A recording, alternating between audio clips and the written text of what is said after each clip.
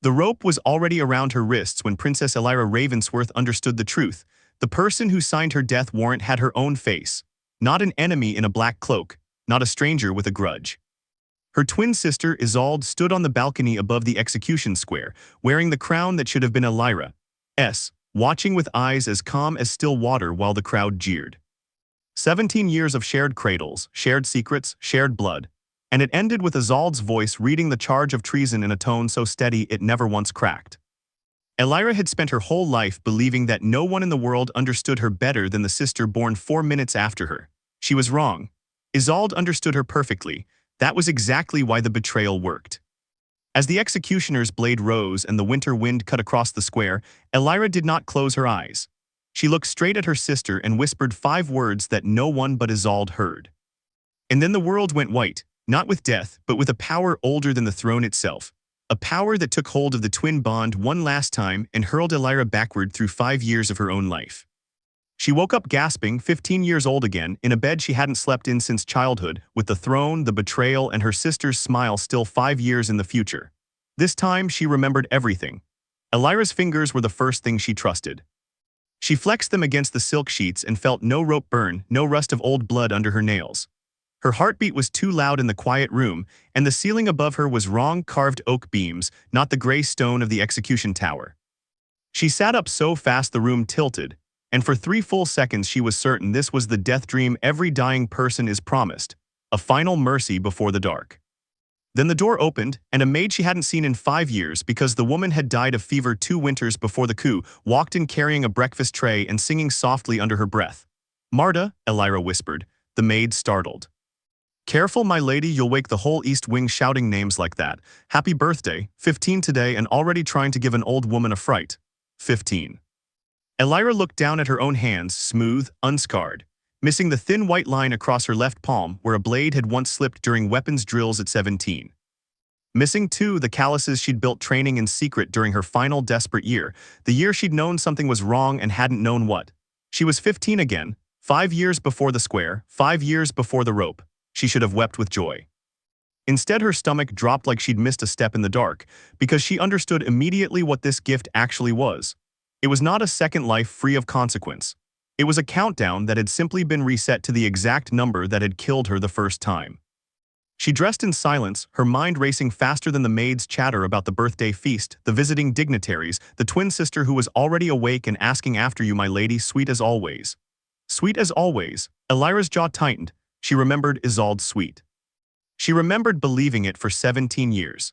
She had died believing that sweetness was real right up until the moment Isolde's mouth formed the word treason without a single tremor.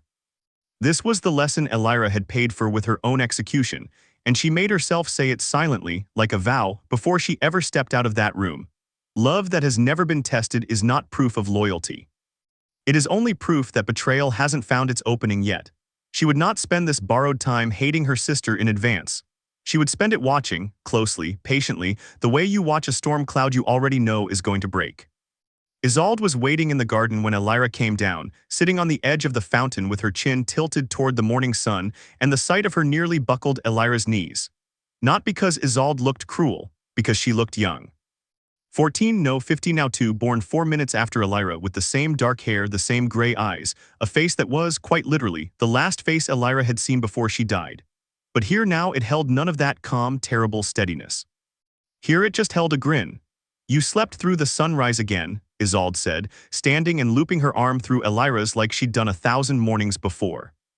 "Father's already asking if the crown princess plans to attend her own birthday feast or if he should just send it up to her chambers on a tray." Crown princess, the words landed strangely. In her old life at 15, Elyra had still believed the succession was settled, that being born 4 minutes earlier than her twin made the throne hers by simple, unquestionable right.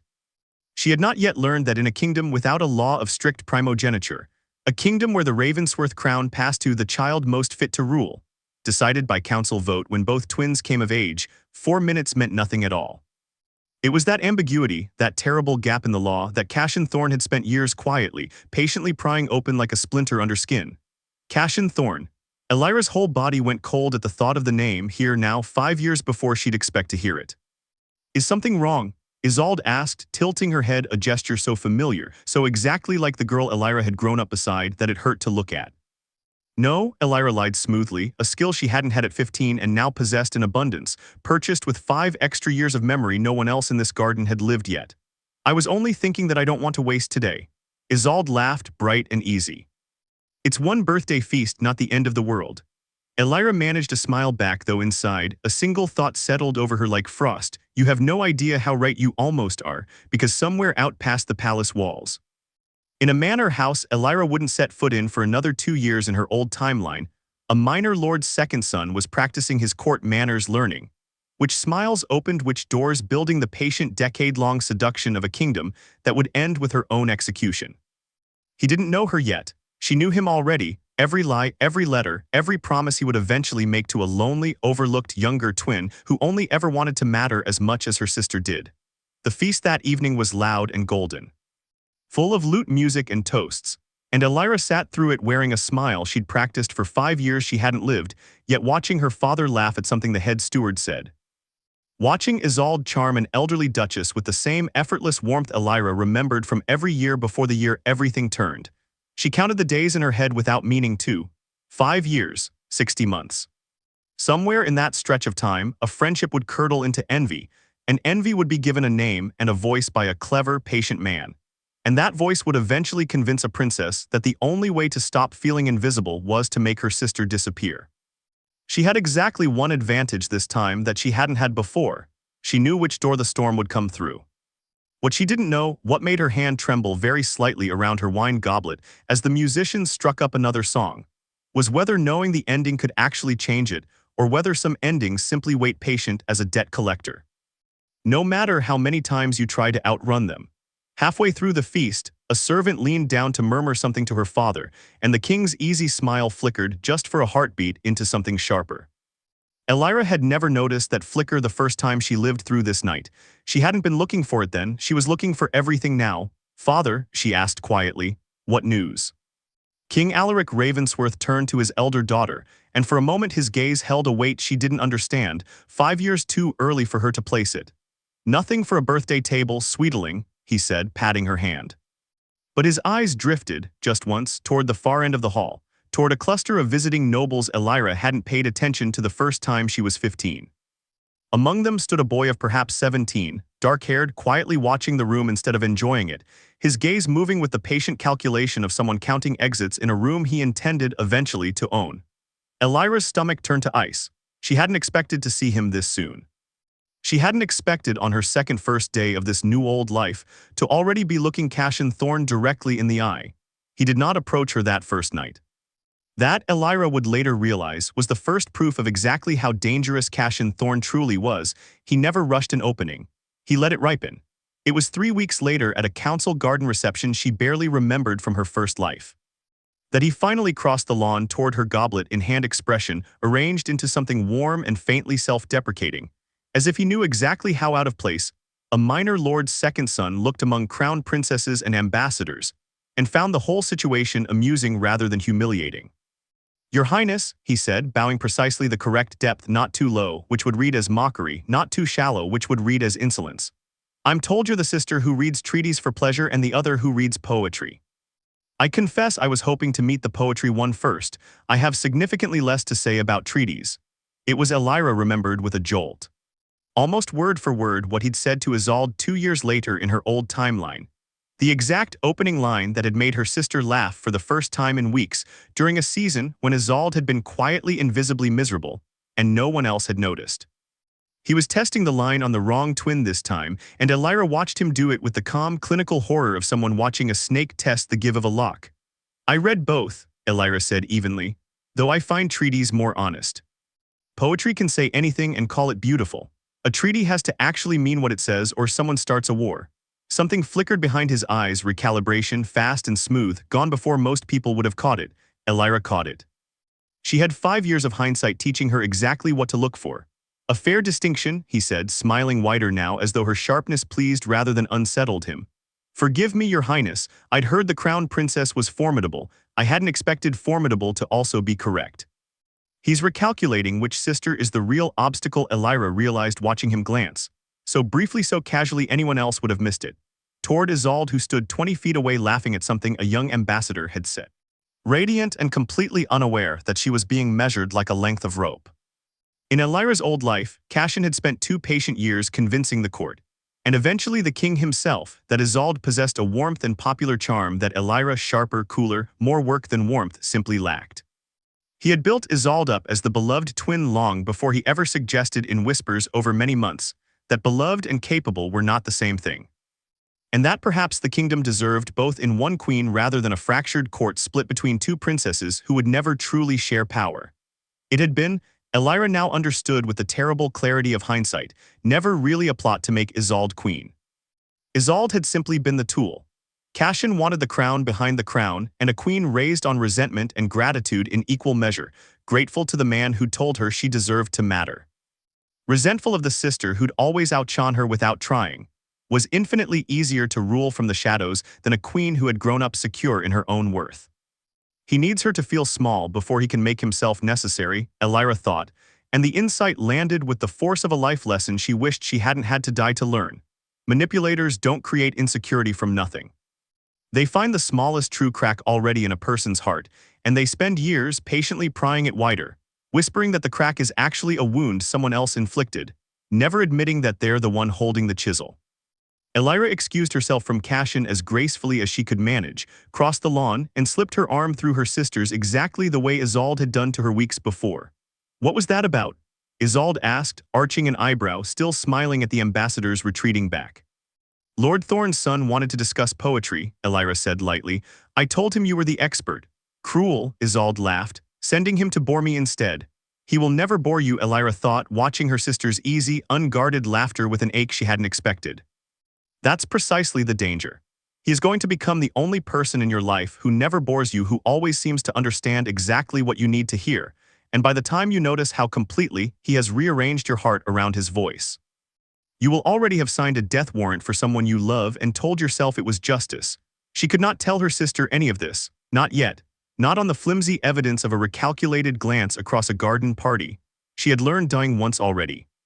That being right too early and too loudly could be as dangerous as being wrong. A 15-year-old crown princess accusing a minor lord's son of plotting treason based on nothing, but a feeling would sound to every adult in this palace exactly like paranoid jealousy dressed up as concern. It might even become true jealousy, poisoning the very trust between the sisters that Elyra needed intact if she was going to change anything at all.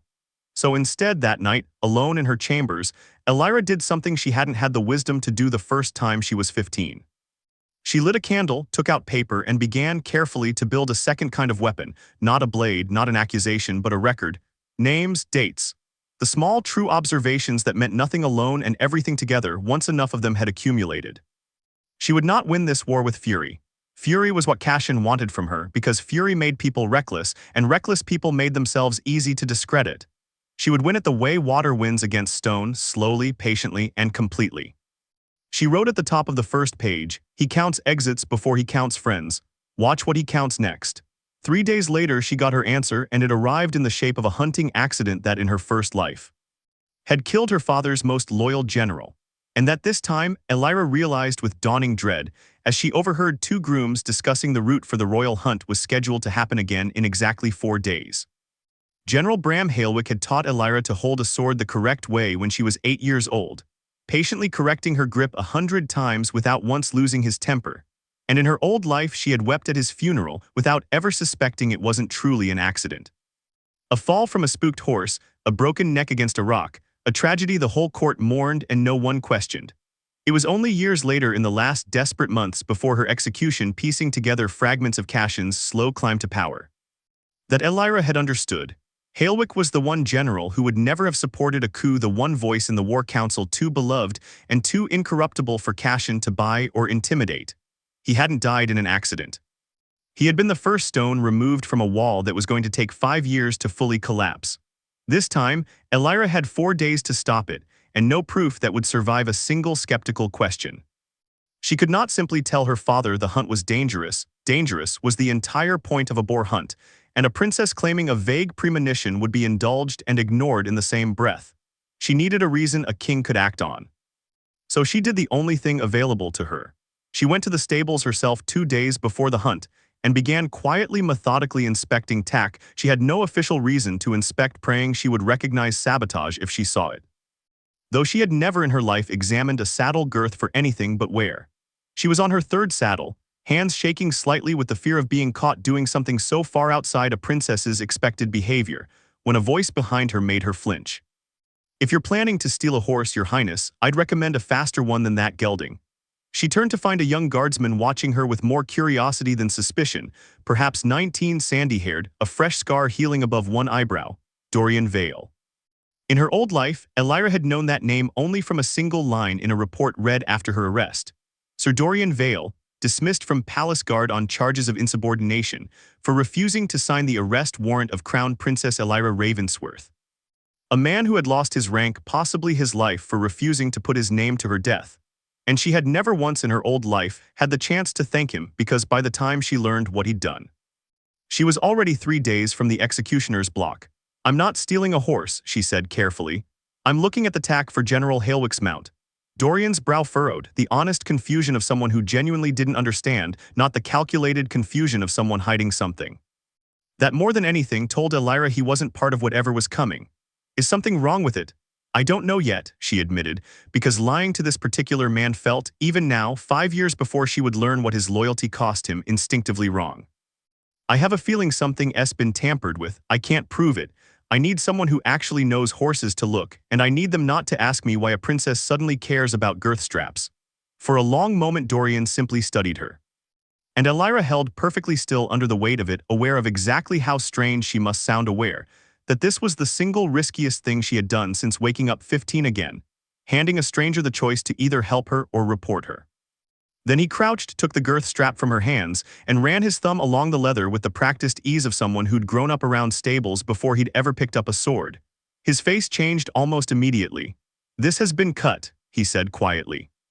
"Cut and restitched with weaker thread here along the underside where no groom checking it from the top would ever see. Under the strain of a hard ride over rough ground." He didn't finish the sentence. He didn't need to. Elyra's pulse roared in her ears. She had been right. Worse, she had been right about exactly the kind of quiet, deniable violence Cassian Thorne would favor 5 years before she'd have any evidence connecting him to it at all. "Who else has access to the general's tack?" she asked. "Stable hands, grooms. Anyone with a reason to be here and a friendly enough face." Dorian's jaw tightened. "Which is to say, Your Highness, nearly anyone if they were patient enough and didn't rush it." Patient enough not to rush it. The phrase settled over Elyra like a second confirmation. This was the first true evidence she had gathered in this new life, the first thread she could actually follow, and she understood in that moment the lesson she would carry through everything still ahead of her. Revenge built on fury burns hot and dies fast. Revenge? No, not revenge, she corrected herself fiercely. This was not revenge yet. This was simply refusing to let it happen again, built on patience and proof outlasts every lie it's set against. "I need this strap replaced tonight quietly by someone you trust completely," she said. "And I need General Hailwick's route for the hunt changed without anyone outside the stable knowing why. Can you do that?" Dorian looked at her for another long moment, a 19-year-old guardsman being asked by a 15-year-old princess to help conceal a sabotage attempt from everyone, including, implicitly, whoever inside the palace had ordered it. It was an enormous thing to ask of a stranger's loyalty. "Why me?" he asked finally, not refusing, just needing to understand. Elyra almost laughed at the impossibility of the true answer. "Because in another version of this life you lost everything rather than sign my death warrant, and I have spent 5 years I haven't lived yet grieving a debt I never got to repay." Instead, she said the truest thing she could offer him now in this timeline on this day. "Because you looked at a stolen saddle girth and told me the truth about it instead of asking who I was going to blame. That's rarer than you'd think, Sir Dorian. I'd like to build something on people who do that." Something shifted in his expression, not quite trust yet, but the first careful step toward it. "It's not Sir yet, Your Highness, just Dorian." "It will be," Elyra said, with a certainty that startled them both, and turned back toward the palace before he could ask how she could possibly know that. 3 days later, General Hailwick rode out on a hunt that took a longer, gentler route than originally planned, quietly rerouted by a young guardsman citing fresh reports of unstable ground, and returned that evening very much alive, loudly complaining that the hunt had been far too easy and the boar far too small. Elyra sat through dinner that night with her father and General Hailwick both laughing at some old story, and felt something she hadn't felt once in the 5 years leading up to her death. The sensation of the future actually bending, however slightly, under the weight of what she now knew. It lasted exactly until she caught Isolde watching her from across the hall, not with suspicion exactly, but with a small, thoughtful frown, the kind of look that meant her sister had noticed something didn't quite add up, and had started quietly to wonder what it was. Isolde did not confront her that night or the next, but Elyra felt the frown following her for weeks afterward. A low, simmering unease she recognized because she had once, in another life, worn a version of that same expression herself without understanding why. It was the look of someone beginning, very quietly, to keep score. The true test came 2 months later, in almost exactly the shape Elyra remembered from her first life. A missing bracelet, an ambassador's daughter, and a rumor that spread through the palace faster than anyone could trace its origin. In her old timeline, the bracelet, a minor diplomatic gift, gold filigree set with a single sapphire, had vanished from the ambassador's daughter's chambers during a visit, and by nightfall a rumor had crystallized, seemingly out of nowhere, naming Elyra as the thief. Not proven, never proven, but whispered with enough conviction and enough small plausible evidence. A servant who swore she'd seen the crown princess near those chambers. A glove found half-tucked under a cushion that servants swore belonged to Elyra. That the accusation had stuck to her like tar for the rest of that visiting season, the first true crack in her father's easy trust. The first time the court had learned to whisper her name alongside the word suspicion. She had never proven in her old life who started that rumor. She had simply endured it, furious and helpless, while Isolde, sweet, blameless Isolde, comforted her publicly, and Elyra now understood with sick clarity, likely never knew the whisper campaign hadn't sprung from nowhere at all. This time, when the ambassador's daughter came shrieking down the corridor about her missing bracelet, Elyra was ready before the rumor had even finished forming. "I want the room searched immediately with witnesses from both households present," she said calmly to the startled steward before a single whisper could take root. "And I want it noted for the record exactly who has been in and out of these chambers since this morning." The steward blinked at her. "Your Highness, surely there's no need to." "There is every need," Elyra said, with a steadiness that surprised even her. "A missing item in a guest's chambers reflects on this entire household's honor. I would rather it be resolved with facts today than with rumor for the rest of the season."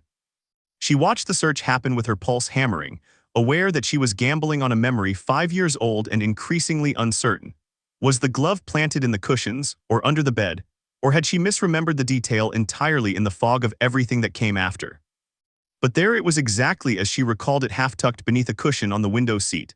Not her own glove at all, but a serving girl's plain cotton one, and beside it wedged further back where a hasty hand might have pushed it in the dark. The sapphire bracelet itself. The room went very quiet. "That's not the crown princess's glove," Dorian said immediately, stepping forward from his post at the door because Elyra had quietly asked him to be present, on some pretext about extra guards for the visiting ambassador, and he had come without asking why. "Wrong stitching entirely. That's servant's cloth."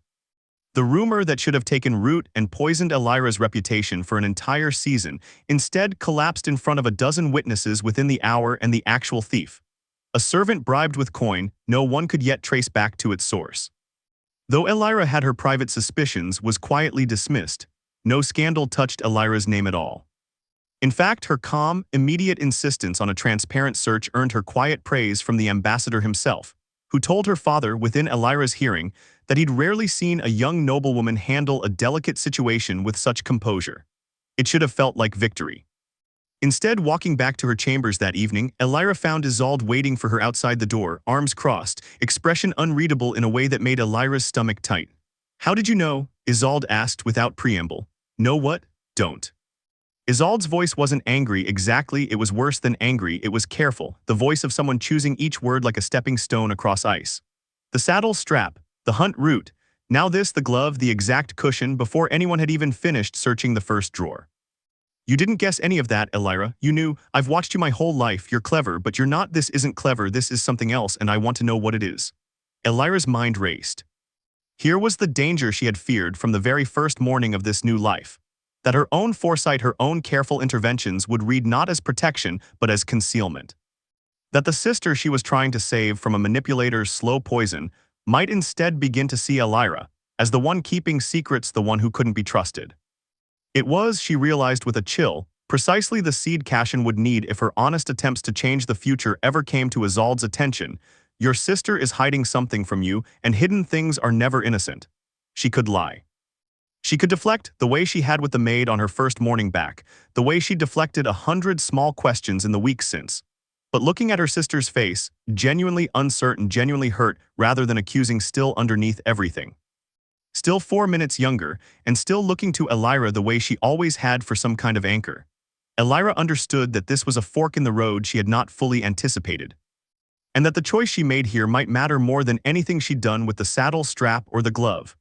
I can't explain it in a way that will make sense, Elyra said slowly, choosing honesty over safety for the first time since she'd woken up 15 again. But I promise you, Isolde, everything I've done to protect this family, not to hide something from you, to protect you specifically, though I know that sounds strange when you don't understand why yet. Protect me from what?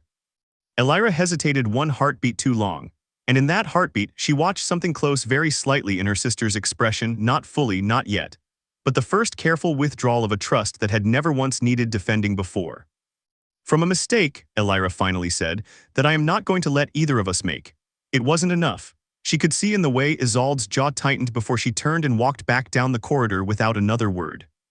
That it wasn't nearly enough, that somewhere in the space between I promise and I can't explain, a small crack had opened in the one relationship Elyra most needed to protect, and that crack now had a name Elyra hadn't wanted it to have: secrets.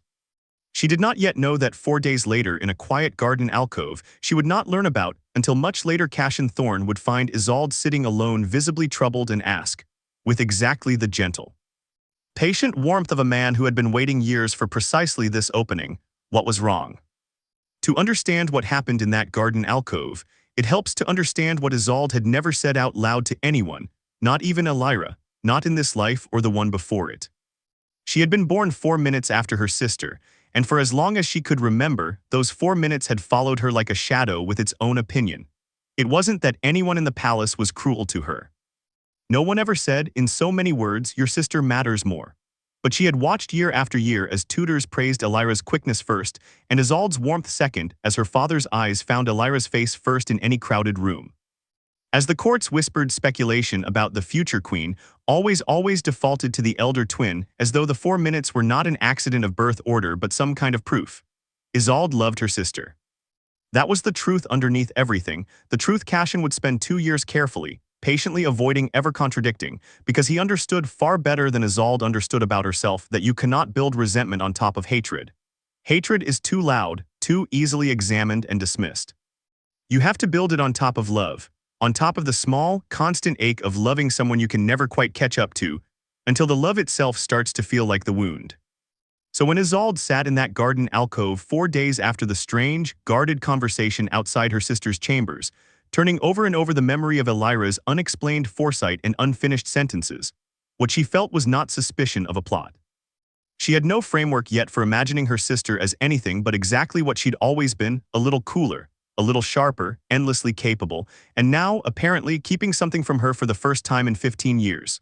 You look like someone carrying a stone in her pocket, Cassian said, settling onto the bench beside her with exactly the right amount of casual, easy familiarity. Not too close, not too forward, simply a young man who happened to notice a princess looking troubled and cared enough to ask.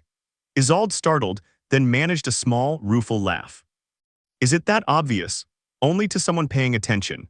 He said it lightly, but let the words sit a beat longer than strictly necessary, long enough for Isolde, starved without quite knowing it for exactly this kind of attentiveness, to notice that he was paying attention. Closely, in a way that felt entirely different from the distracted, dutiful attention of courtiers who wanted something from the crown. She should not have told him anything. In her old life, the one Elyra remembered and Isolde did not. This was almost precisely the conversation that had planted the first true seed, and Elyra, watching events unfold 5 years ahead of anyone else's knowledge, would have given almost anything to walk into that garden and pull her sister away from that bench by the wrist. But Elyra didn't know it was happening. And Isolde, lonely in a way she'd never fully admitted even to herself, found herself talking. My sister's been strange lately, she said. Knowing things she shouldn't know, stopping problems before they happen like she can see around corners the rest of us can't. And when I asked her about it, she just said she was protecting me from a mistake. She wouldn't say more than that. Cashin's expression didn't change in any way a casual observer would have caught, but something behind his eyes sharpened, cataloging this new information with the same patient precision he applied to everything. The elder twin knows more than she should. It was not the information he'd been fishing for, it was better. That must be difficult, he said instead, voice full of gentle, careful sympathy, loving someone who keeps deciding without asking you what you're capable of handling. Isolde's breath caught because he had put words to something she'd felt for years and never once let herself say aloud. That being protected, when you never ask to be protected, can feel disturbingly similar to being dismissed. She doesn't mean it that way, she said, more defensive than she intended. I'm sure she doesn't, Cashin agreed easily, and here was the true skill of him.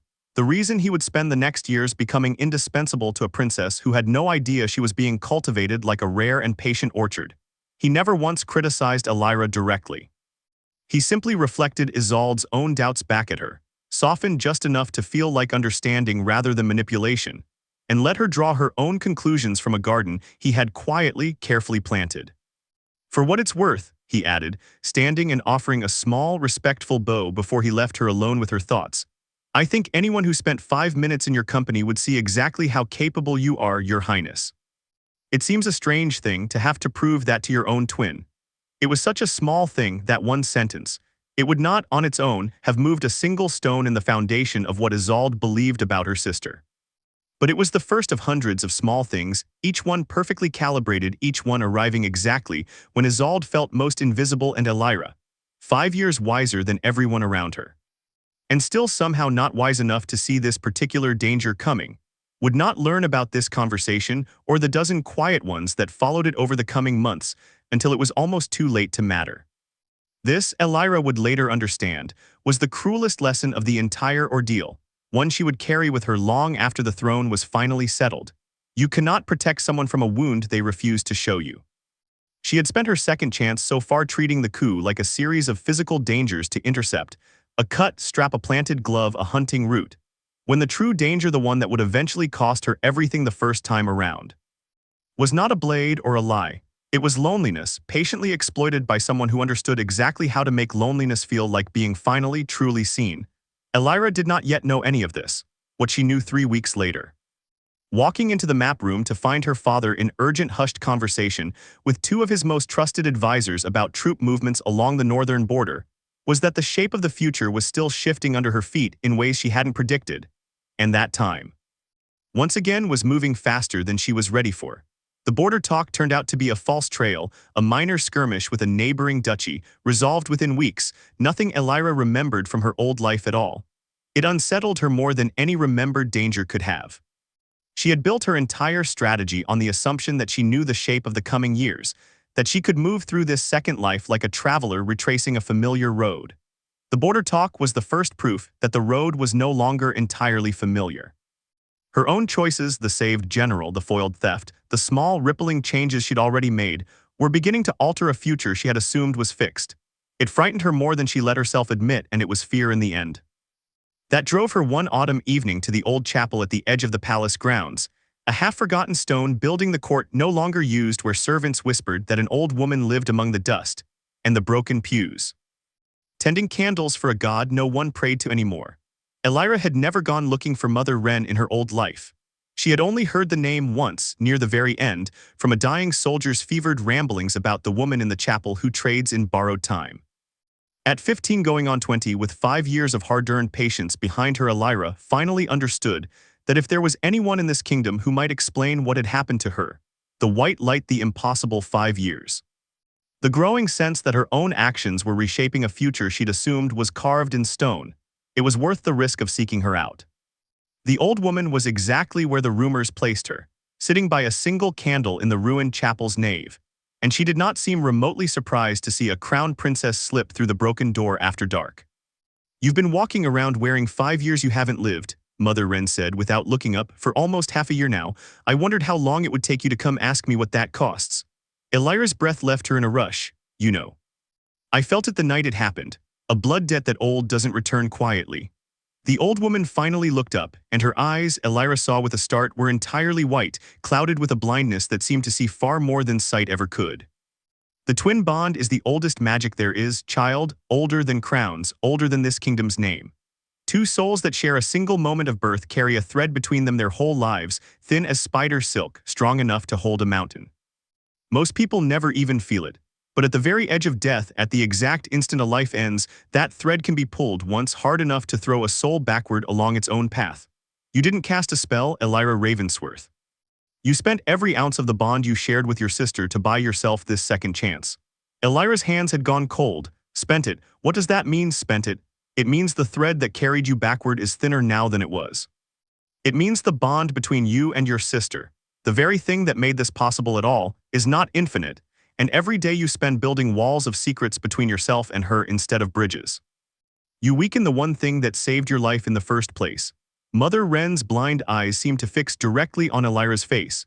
You've spent 5 months trying to outplan a plot instead of outloving a sister. I understand why. Fear makes strategists of all of us. But hear this clearly, because I will not offer it twice. The future does not owe you the shape it wore before. Every choice you make bends it a little further from the road you remember. That is not a curse, child. That is the entire point of what you were given. But it means you cannot simply react to what you remember happening. You have to build with your own hands the future you actually want, and you cannot build it alone, hiding behind half-truths, expecting the people around you to trust a foresight you refuse to explain. The words landed like a blow because Elyra recognized with sick clarity exactly how precisely they described the mistake she'd been making since that conversation outside her chambers months ago. Treating Isolde as a problem to manage rather than a person to be honest with, treating her own silence as protection when it had in fact been the first true wedge Cassian needed. Then tell me how to fix it, Elyra said, and for the first time since waking up 15 again, her voice cracked with something closer to desperation than resolve. Tell me how to warn her without losing her. Tell me how to stop a man I can't yet prove is guilty of anything, from taking a sister I can't yet convince is in any danger. Mother Wren was quiet for a long moment, the candle between them guttering in a draft that seemed to come from nowhere. I cannot tell you how to fix it, she said finally.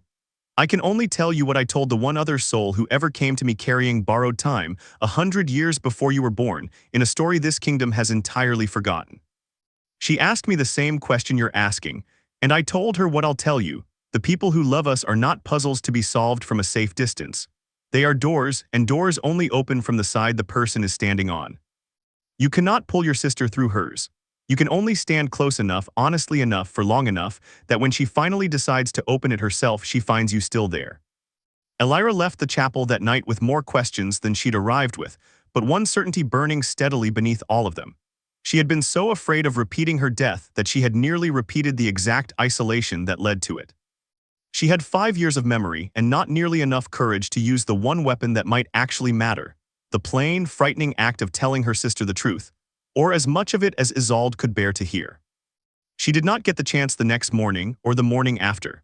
By the time Elyra worked up the resolve to seek her sister out and try again properly, this time Isolde had already left for a 3-week diplomatic visit to a neighboring court, arranged.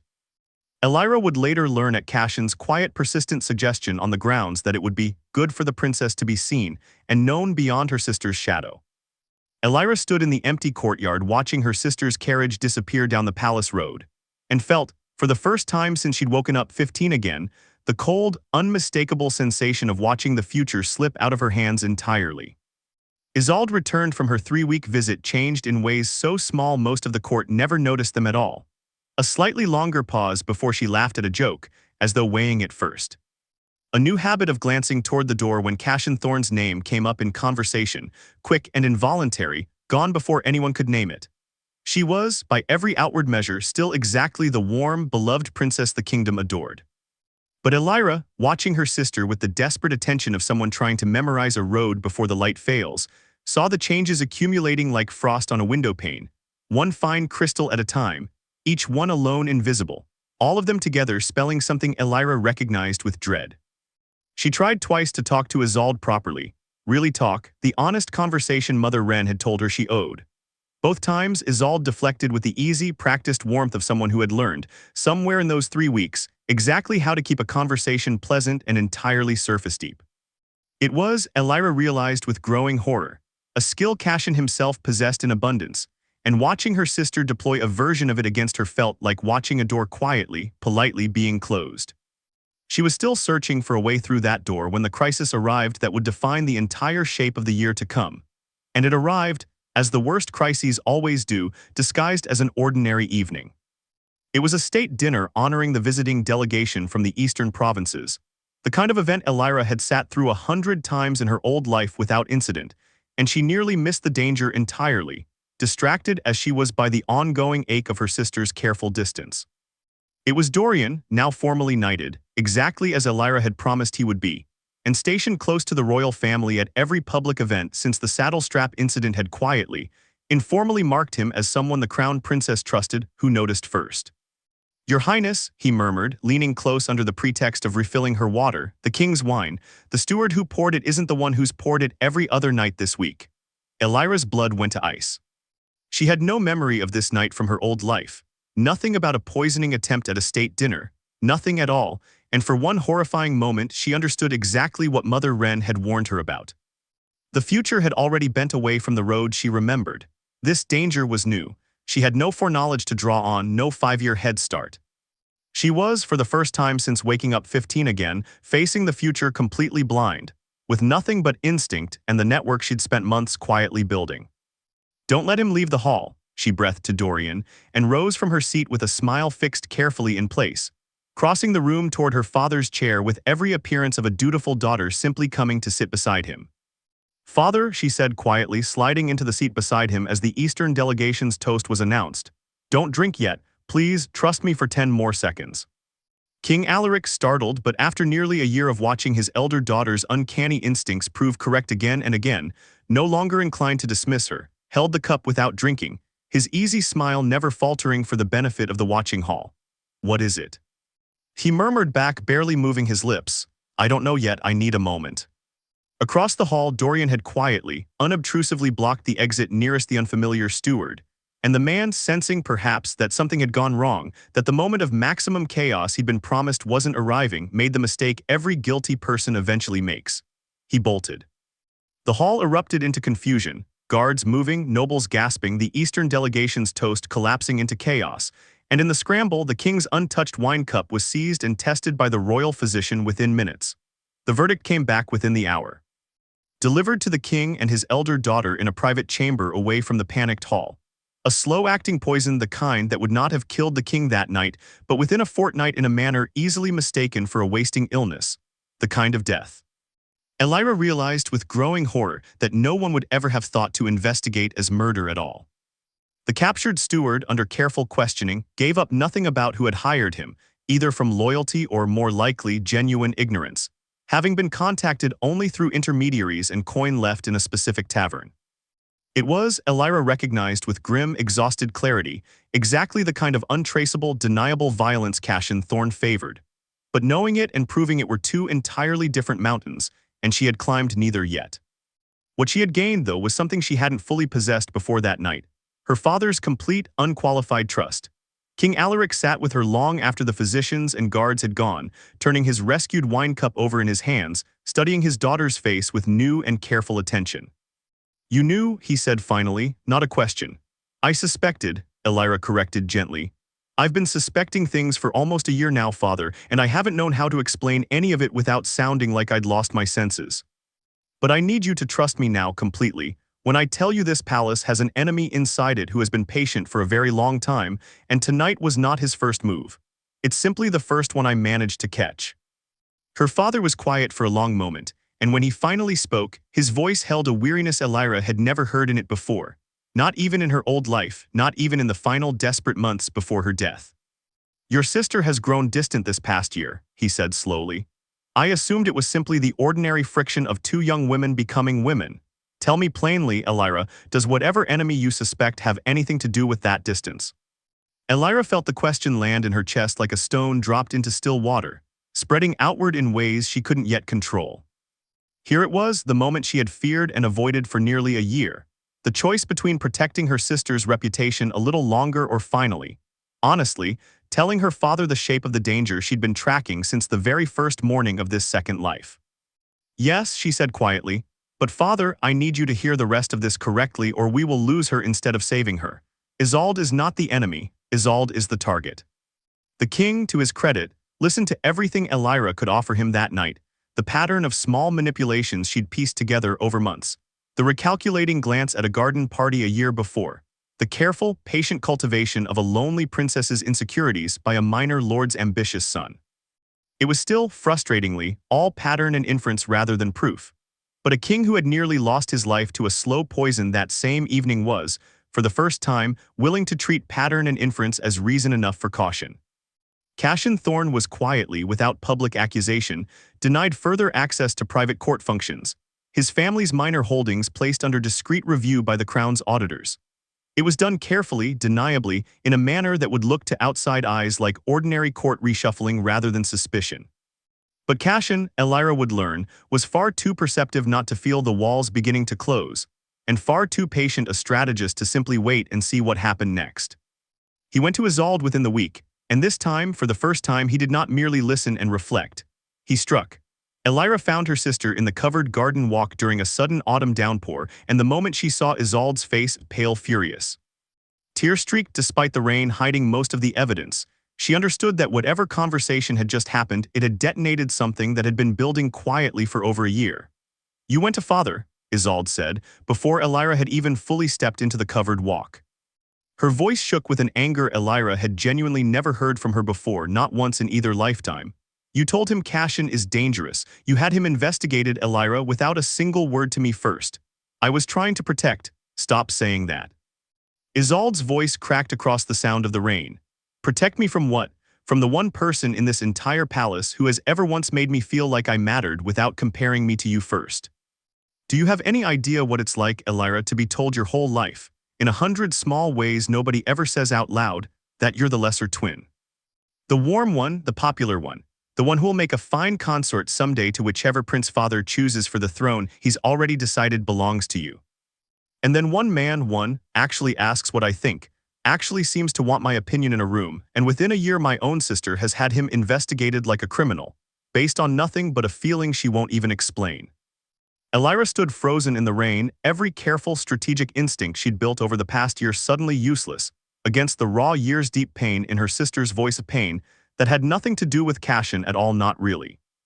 Pain that had been there long before he'd ever whispered a single carefully chosen word in a garden alcove. This was the wound Mother Wren had warned her about.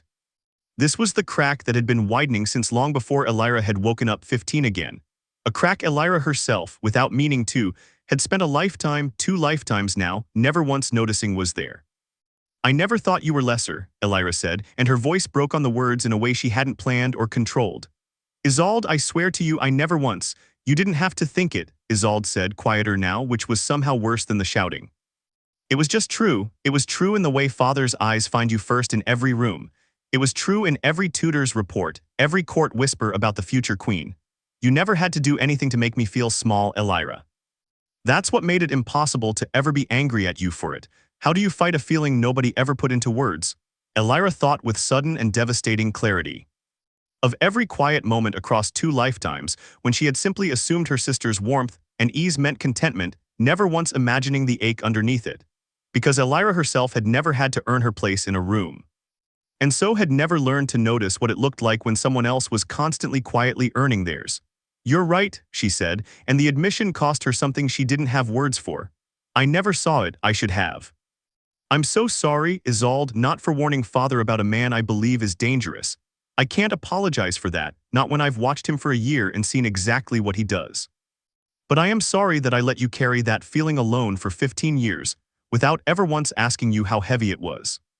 For a moment, one fragile, rain-soaked moment, something in Isolde's furious expression wavered, and Elyra dared to hope the crack might, even now, begin to close instead of widen. Then Isolde's jaw set again and the moment passed. "It's too late for that conversation now," she said, voice flat and cold in a way that frightened Elyra far more than the shouting had. "You've already decided he's dangerous. You've already gone to father behind my back. Whatever you're trying to say now, it comes after the fact, Elyra. It comes because you got caught choosing for me again, not because you suddenly decided to actually see me." She turned and walked out into the rain without a cloak, without looking back, and Elyra let her go, understanding. With a grief that felt disturbingly close to the grief, she remembered from the execution square that she had just witnessed in real time the exact moment a heart she loved finished closing a door, she had spent a year failing to notice was even ajar. She did not yet know that Cassian was waiting for Isolde at the end of that rain-soaked path, with dry cloak, a steady arm, and exactly the right words for a princess who had just, for the first time in her life, chosen someone over her sister.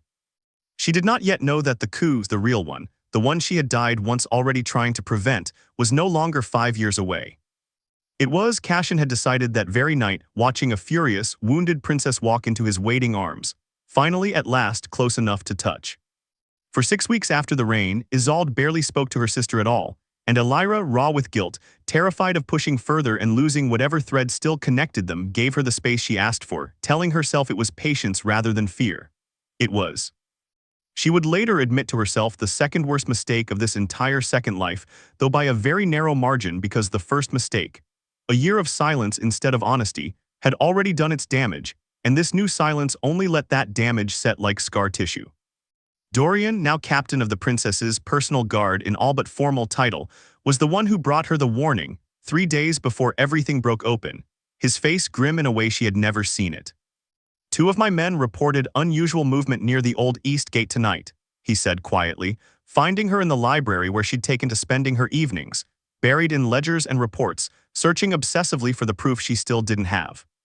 "Mercenary types, not palace staff, moving supplies after dark. And Your Highness, one of them was overheard using Lord Thorne's name as though giving orders in it." Elyra's blood ran cold. This was it. Not a memory from her old life, she had no memory of an East Gate, no memory of mercenaries, because the coup she remembered had unfolded over months of political maneuvering, ending in a trial and an execution rather than an assault. This was new. This was the future she had inadvertently built by forcing Cassian's hand too early, by cornering a patient man until patience was no longer his best option. She went to her father immediately, and this time there was no hesitation in his response. A year of proven instincts had bought her that much at least. Guards were quietly repositioned, the royal family's movements altered, messages sent to loyal houses. But even with every precaution, when the assault came 2 nights later, it came fast and brutal and far closer to succeeding than anyone had prepared for. It began with fire, a storehouse near the East Gate set deliberately ablaze to draw the palace guards' attention, exactly as Dorian's scouts had warned it might. In the chaos and smoke, a force of paid mercenaries, dressed in stolen palace livery, moved through the confusion toward the royal wing with a speed and coordination that spoke of a plan rehearsed many times over. Elyra was in the corridor outside the king's chambers when the first mercenary rounded the corner, and it was Dorian's sword already drawn, having refused to leave her side since the warning 3 nights before, who put himself between her and the blade meant for her throat. "Get your father to the war room," he shouted, parrying a strike that would have killed her outright. "It's reinforced, it's defensible, go Elyra, go." She ran heart-hammering, dragging her stunned half-dressed father down a servant's passage she'd memorized months ago for exactly this kind of emergency. And it was in the war room, bolted and guarded, listening to the muffled sounds of steel and screaming somewhere in the palace above them, that Elyra finally understood the true terrible cost of everything that had happened since that rain-soaked argument 6 weeks before. Because it was there, in the flickering torchlight of the war room, that a side door burst open, not breached, but opened by someone with a key that should never have existed outside the royal family and its most trusted stewards. And Isolde stumbled through it, disheveled, terrified. And very clearly not alone. Cassian Thorne stood in the doorway behind her, sword in hand, and for one suspended horrible moment, Elyra understood exactly how deep the betrayal ran. Her sister had a key to the one room in the palace built specifically to keep the royal family safe during exactly this kind of crisis, and Cassian had known it too. "Isolde," King Alaric said, his voice breaking with a grief Elyra had never heard from him, "tell me you didn't know what this key would be used for." "I did." Isolde's voice was raw, desperate, and Elyra, watching her sister's face in the torchlight, believed her completely, understood in an instant that Isolde had been used, one final time, exactly as Elyra had feared from the very first garden party a year and a half ago. "He told me," he said, "if there was ever danger, if I was ever afraid, I should come here, that this was the safest room in the palace. He never said." "She's telling the truth," Cassian said smoothly, stepping past her into the room, sword still raised, his voice as calm and pleasant as it had been at every garden party and quiet conversation for the past 2 years. "She didn't know what tonight would be. She only knew that I asked her to trust me, and she did, because I have spent 2 years being the only person in this palace who never once made her feel like an afterthought."